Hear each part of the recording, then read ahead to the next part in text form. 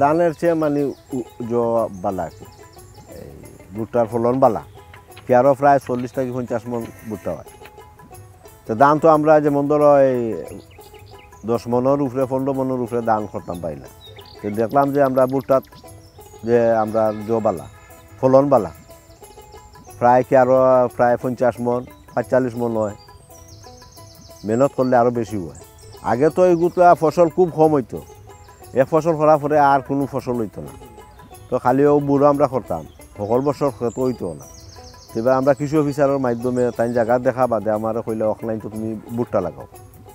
তো তারা আমার 25 কেয়ারের সারে দিছে, ঔষধে সব কিছু দিয়া দিছে। সিলেট কৃষি প্রকল্পর মাধ্যমে আমরা ভুট্টার বীজ পাইছি, এই সার পাইছি, কীটনাশক ঔষধ পাইছি। এরপরে আমরা এই পানির দিবার লাগি আমরা মেশিন পাইপটাই দিবার লাগি ব্যবস্থা করছে না, ওগুলো আমরা পাইমু, পানি দিতাম পারবো আমরা কোনো সমস্যা হইতো না। আর ফলনটাও আমরা দিবার খুব ভালো ফলন হয়েছে। আমরা 10 বছর আগে আমরা কৃষি খুব মানে সিলেট দক্ষিণ সুরমা মানে এই কৃষির জোয়াতে খুব আছিল, কম আছিল।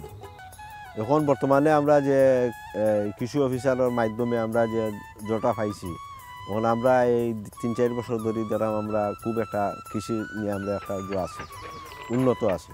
আগামীতে আরও ভবিষ্যতে আমরা আরও উন্নত করতে পারবো আমরা ইনশাল্লাহ।